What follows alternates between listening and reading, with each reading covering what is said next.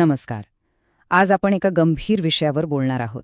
रायगड जिल्ह्याची शिक्षण व्यवस्था एका मोठ्या संकटात सापडली आहे. एका रिपोर्टनुसार तेथे शेकडो महत्त्वाची पदं रिक्त आहेत आणि याचा थेट परिणाम हजारो विद्यार्थ्यांच्या भविष्यावर होतोय. चला तर हे नेमकं काय प्रकरण आहे तेच आज आपण समजून घेऊया. मास्तरच नाहीत तर शिकवणार कोण, हा प्रश्न खरं तर खूप काही सांगून जातो. हे फक्त एका बातमीचं शीर्षक नाहीये, तर रायगडमधल्या हजारो विद्यार्थ्यांच्या आणि त्यांच्या पालकांच्या मनातलं वास्तव आहे. चला याच्या मुळाशी जाऊया आणि पाहूया की हे कर्मचारी संकट नेमकं किती मोठं आहे. तर आपण हे 4 भागांमध्ये समजून घेणार आहोत. सगळ्यात आधी रायगडमधलं शिक्षण संकट नेमका आहे तरी काय, मग आपण बघू की रिक्त पदांचे आकडे काय सांगतात. त्यानंतर या सगळ्याचा विद्यार्थ्यांवर काय परिणाम होतोय हे पाहू आणि शेवटी यावर प्रशासन काय पावलं उचलत आहे यावरही नजर टाकूया. चला मग सुरू करूया पहिल्या मुद्द्यापासून, रायगडमधील शिक्षण संकट. सोप्या भाषेत सांगायचं तर जिल्हा परिषदेच्या प्राथमिक शिक्षण विभागाचा कारभार अक्षरशः ठप्प झाला आहे आणि याचं मुख्य कारण आहे कर्मचाऱ्यांची प्रचंड कमतरता. आणि हो, हे फक्त शिक्षकांबद्दल नाहीये बरं का. शिक्षकांपासून ते केंद्रप्रमुख आणि विस्तार अधिकाऱ्यांपर्यंत, म्हणजे अगदी खालच्या स्तरापासून ते प्रशासकीय स्तरापर्यंत सगळीकडे महत्त्वाची पदं अनेक वर्षांपासून रिकामी पडून आहेत. साहजिकच यामुळे संपूर्ण शिक्षण व्यवस्थेवरच मोठा ताण आलाय.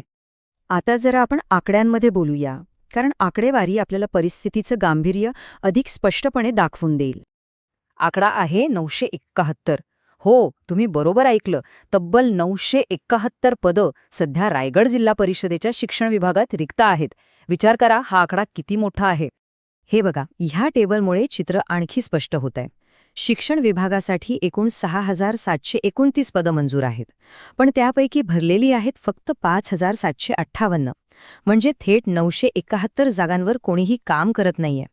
आणि यात फक्त शिक्षकांचीच पदं नाहीत, तर तब्बल 124 केंद्रप्रमुख, 39 पदोन्नतीने भरायची केंद्रप्रमुखांची पदं आणि 12 मुख्याध्यापकांची पदंही रिकामी आहेत.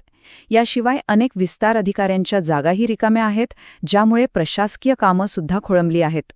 ओके, आकडेवारी बघितली, पण ह्या सगळ्याचा खरा परिणाम कोणावर होतोय? तर तो होतोय त्या लहान मुलांवर, विद्यार्थ्यांवर. कोणत्याही प्रशासकीय समस्येचा फटका अखेरीस सामान्य माणसालाच बसतो. हे वाक्य ऐका, हजारो विद्यार्थ्यांचे शैक्षणिक भवितव्य टांगणीला लागले आहे. विचार करा, हे फक्त शब्द नाहीत, तर हे त्या मुलांच्या भविष्याचं खरं चित्र आहे. अगदी सोपं गणित आहे नाही का. शाळेत शिकवायला शिक्षकच नसतील, व्यवस्था बघायला अधिकारी नसतील, तर शिक्षणाचा दर्जा कसा टिकणार? मुलांच्या शिक्षणाचा पायाच यामुळे कच्चा राहतोय.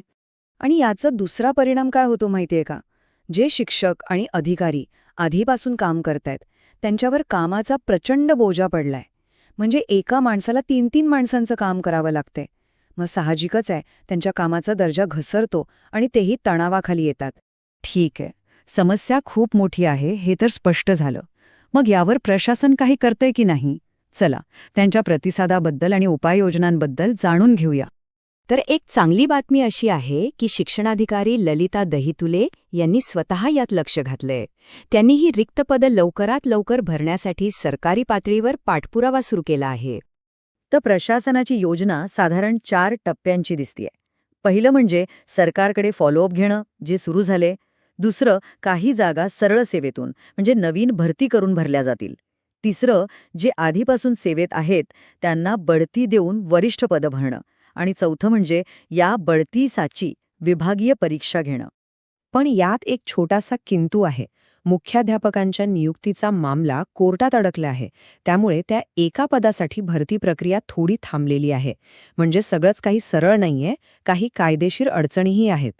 प्रशासनाने योजना तर आखली आहे, पाठपुरावाही सुरू आहे, पण खरा आणि सगळ्यात मोठा प्रश्न हाच आहे की हजारो विद्यार्थ्यांचं भविष्य जिथे पणाला लागलंय तिथे ही भरती प्रक्रिया वेळेवर पूर्ण होईल का?